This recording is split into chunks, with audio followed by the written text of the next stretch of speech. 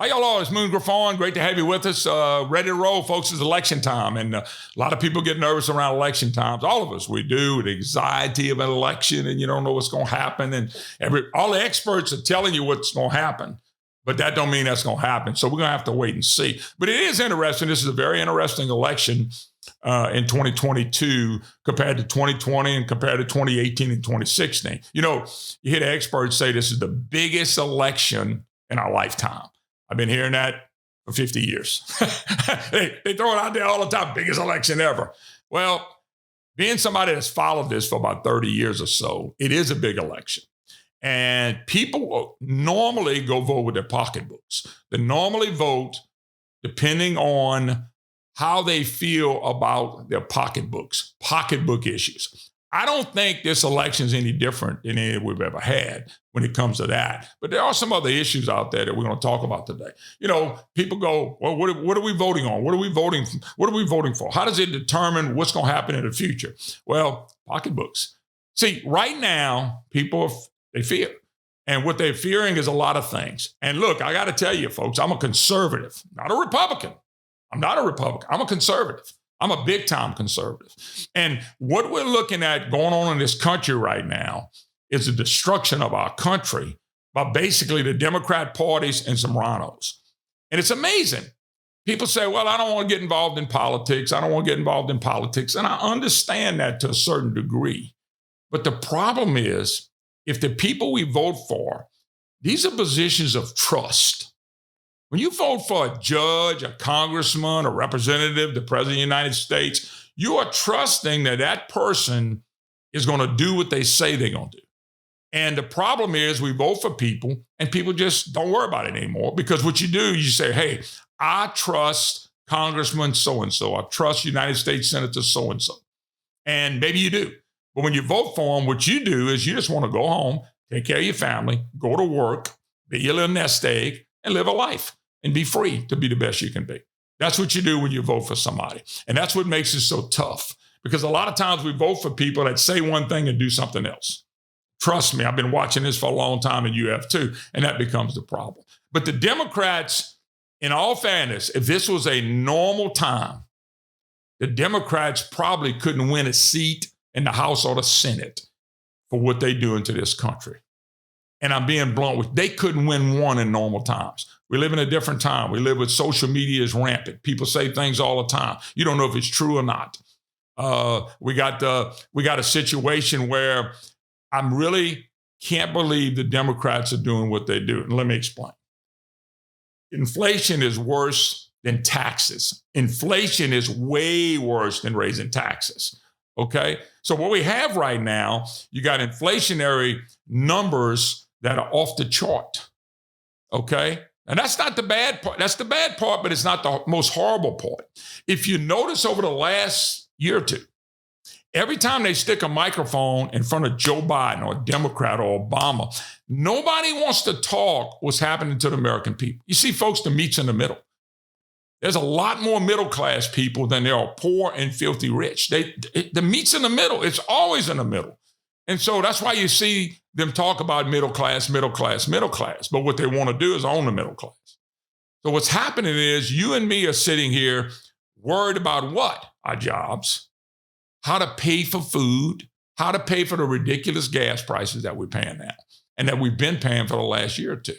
Now, that's pocketbook issues. That's the type issues that you and me are concerned about every single day. And we got to understand that.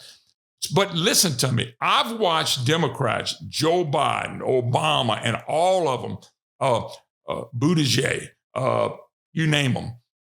They all get on TV and there's no sympathy for the middle class people. There's no sympathy for the poor people that are living in this. I mean, it's almost ridiculous to listen to what these people are saying. They talk to Joe Biden. They talk to these people when the gas prices are high. And what do they tell them? Oh, go buy an electric vehicle. And see, I got a problem with that. Here's my problem. If you can't afford $5 gasoline, and let's say you had a small vehicle. I like to drive a pickup truck myself. But you had a small vehicle that had a 15-gallon tank. Now, my bride has a vehicle that has a 15-gallon tank.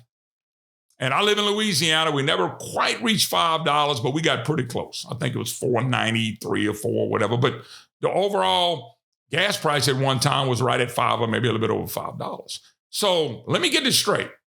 You got people in the Biden administration, and I'll get to green climate and all that stuff in many podcasts to come.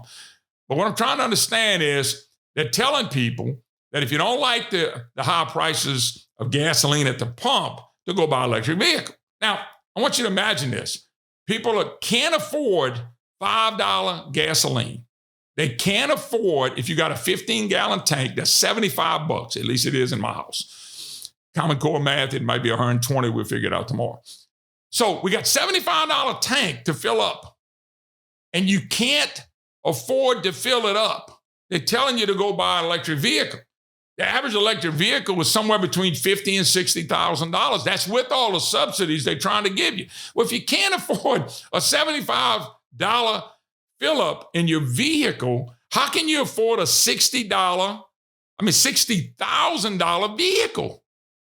That's the kind of stuff they've been doing. When you hear that, hey, food prices are high, and they tell you, well, cut back on the food you eat, don't eat meat. Well, that doesn't make any sense to me, and it shouldn't make any sense to you. Let me give you an example. I'm going to give you an example right now. I'm going to play something for you, okay? This is one of the big shots for the Democrat Party. This is a consultant for the Democrat Party, okay? And he's going to tell you what you need to do when inflation goes up. Listen to this. This is from the Democrat Party. Once again, no sympathy, no empathy, whatever you want to call it. None. Here's the kind of crazy stuff they've been saying through the whole process. Listen to this. Hudson Valley residents are feeling pain at the pump and at grocery stores. What have you done, and what do you plan to do to help solve our inflation problem? Yeah, well, I grew up in a family where, if the gas price went up, the food budget went down. So by this time of the week, we'd be eating Chef Boyardee if that budget wasn't going to change, right? So that's what families have to do. Hudson Valley residents are feeling pain at the pump and at grocery stores. What have you done? Let me turn this off. Go eat Chef Boyardee. If you can't afford to go eat Chef Boyardee, because that's what you're supposed to do. No sympathy. What are they telling American people? They're not telling American people anything. Let me ask another question. Joe Biden gave a speech the other day. It was last week. Joe Biden's speech. When I think of President of the United States and I think of speeches, I go back to Reagan. And I go back to Ronald Reagan because when Ronald Reagan got up in front of you, interest rates were out the roof. It was unbelievable. Crime rate was ridiculous. He came on TV and he gave people hope. He preached hope. He preached a new way of doing things. He got hold of interest rates. He got hold of the inflation. Now, they had to raise interest rates and they cut spending, and that's the only way to get this down. Joe Biden gets on TV the other night, and you think he's going to give a speech, and this has been the last couple. They've been political speeches. And they've been political speeches that hate half of America. He starts talking about Donald Trump. He starts talking about MAGA. And he starts talking about all these people, that would be me, by the way, about how bad people we are. And we can't listen to them. We're getting rid of democracy and all that stuff. By the way, we're a republic. We're not a democracy anyway. Democracy is mob rule. Republic, we got a constitution. We got laws, okay? You can't break the laws. You can't break the Constitution. But the point I'm making is, here's a president of the United States that I don't even know if he knows where he is, that never gives hope to the American people. To sit here and lecture us and tell us what to go do. I'll tell you what, folks, I'm 61 years old. I don't have to be told what to do. I get up every morning and I go to work. I get up every morning. When I had 4 kids at the house, we fed our kids. We went to work. They went to school. We came back. We did everything known to mankind like everybody else. And I don't think anybody's any different than me in Pennsylvania and Georgia and Louisiana and Nevada and Arizona. I think we all have the same way of thinking, basically, when it comes to get up in the morning, go to work, you feed your family, you take care of your family, you love your kids, you do the things that you do. And there's never been any hope that's come out of the Democrat Party at all with all this stuff going on. Look at the issues. What are the issues? Inflation, gas prices, crime. outrageous right now in every state, in every big city, in the rural areas. They're doing nothing about it. Look at the border. The border is just they just letting people come across. The fentanyl deaths. I got to know a lady that works with me. She lost a daughter to the fentanyl crisis. Okay. Now she's advocating, we got to stop this. We got to do something about it. They just let the borders open. That's lawlessness. And by the way, it's a biblical term. It's lawlessness. And you can't have that. If you do, you have a state in a country that goes to hell in a handbasket. So you got to think about inflation, the debt we're running up. You think about all the things that's what people are interested in. And they're interested in pocketbook issues. What are the Democrats talking about, folks? They're talking about gun control. They're talking about climate change, which is let me say it up front, because when you're going to hear this as we do it over and over again, the biggest lie that I've ever seen is that we're running the planet. And by the way, I live in an energy state. Trust me, we're not. We're not doing it. We couldn't kill a planet. The planet could kill us, but we couldn't kill a planet if we wanted to. So what are they talking about? Gun control, transgender, abortion, EVs. They're talking about all these things that people at the table, at the dinner table, they're not talking about that. People are talking about how do we survive? We have food shortage. We saw baby formula shortage. When did the president of the United States or the Democrat Party or Chuck Schumer or Nancy Pelosi or any of those people get on TV and say, hey, we got this covered, folks. We got it worked out for y'all. Don't worry about it. They never have. They offer no hope for the American people. Folks, let me tell you something. For people that live and keep voting Democrat, you got to understand something. Your ship's never coming in. The reason your ship's never coming in is because your ship was never built. And the reason your ship was never built because it was never designed. Okay? They keep promising you something. Inner city, the black community, they keep promising something that they never, ever deliver and never intend to deliver. You got to remember, folks, if you go 50, 60 years and you can't see the fruits of their labor, why do you keep supporting somebody who's only doing the wrong thing? Go stand on the seashore and wait for your ship to come in. You'll never see it. You'll never see your ship come in. And the reason you're never going to see your ship come in is because it's not even built. It's not even designed. You know why? For you to do well in the United States of America, the freest country in the world, the greatest country in the world, you have to do it yourself. Prayer, God, family, country, work your butt off. Nobody's giving you anything.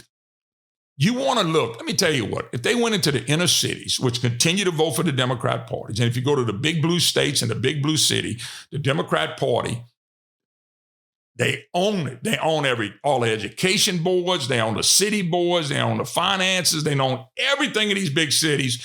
Go show me the prosperity. If the media ever got off his rear end and really loved America, and Donald Trump hit the national media right where it hurts, enemy of the state. And that's exactly what they are. But if you ever, they ought to go in the inner cities and take cameras and films and see what happens day and night, and come back and report it all over America. And remember, let's give credit to who gets credit. Democrat Party, Barack Obama, okay, Joe Biden, and everybody that came before them.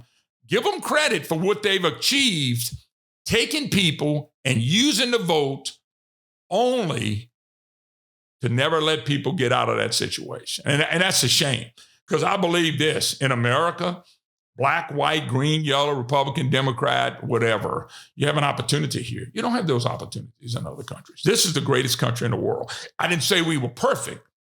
I said it's the greatest country in the world. And that's just a fact. The Democrat attitude through this whole recession, through this whole inflationary process has been, just listen to us. We're going to keep printing money, which is causing everything to skyrocket. If you look at inflation, it's real simple. You got too much money and not enough goods. And why in the world, folks, we still having a shortage in anything? Why? We shouldn't be having a shortage in anything.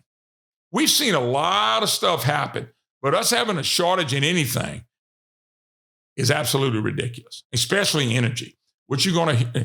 This election is about just the stuff at the table. Folks, I don't think people in Pennsylvania, you got Fetterman, and I don't know, Fetterman, that sounds like some kind of venereal disease. Fetterman shouldn't get 2 votes in Pennsylvania, but he has a chance to win. I can't figure that out. I don't live in Pennsylvania, but I don't think people in Pennsylvania are any different than me or you or wherever you live. Arizona, you got a border crisis from hell. Mark Kelly he ought to get 3 votes, him and his family members. He ought to be wiped off the map, politically speaking. Wiped off the map, never to run again because he'd be embarrassed by the few votes he would get. Just Georgia. Raphael Warnock is one of the, I just can't, the guy's got pastor by his name, and I'm trying to figure out how did he get there? Did he just write it? So Herschel Walker's not the greatest candidate to some people, but here's the thing to know about that race in Pennsylvania and Arizona and things like that, you people need to go vote, is that when they vote, the Democrats in those elections, if they go vote, they go and vote for Joe Biden. Now, the reason I say that is you can take a state like Georgia where Biden has about a 30% approval number. I mean, 7 out of 10 don't like him. Now, here's what I don't understand. And I never said I was the brightest bulb. If you don't like the president and you think the president's the problem, why in the hell would you send somebody to go vote with the president? Why would you send somebody to go vote with Joe Biden and yet you got a negative opinion about Joe Biden? That's the kind of brainwaves I don't understand. I can't believe you would do that in any state. The border states, we know Biden's just leaving the border open. We know the fentanyl's coming in. It's killing young people. Why would you vote for the Kelly guy? Why would you vote for him? He's going to go vote for Joe Biden because he's already voted for Joe Biden. Same thing with Warnock. They voted for Chucky Schumer. Chucky Schumer, the Senate president. You ever seen Chucky Schumer smile in his whole life? Chucky Schumer ain't smile. He act like he got something jammed up his rear end all day. He's always a sourpuss. I've never seen the man laugh or smile in his whole life. Maybe he had a bad childhood. I don't know. But he's never smiled in his whole life. I don't understand why people would go vote for a party who gives you no hope.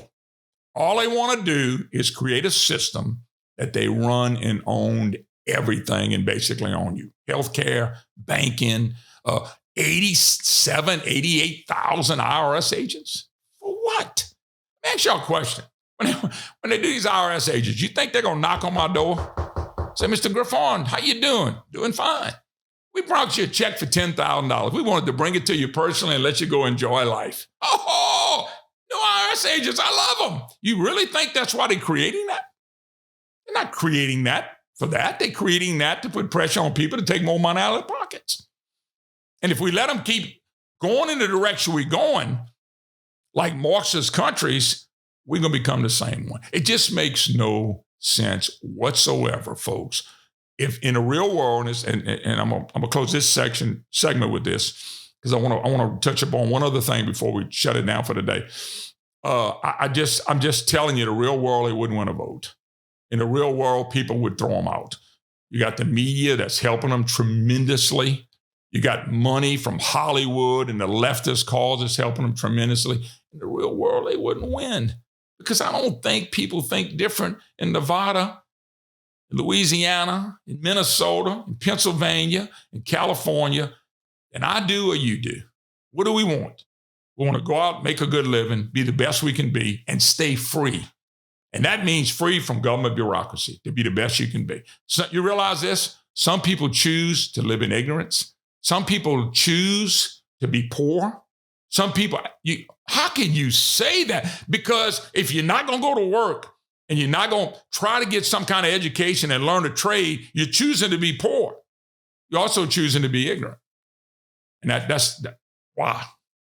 So I'm telling you right now, this election is the most important. We need to really, really, really go vote. I'm asking you to go vote, and this time vote Republican. I'm not a Republican. Vote for Republicans because you got to get away from what Joe Biden and the rest of this country and the direction we're headed in.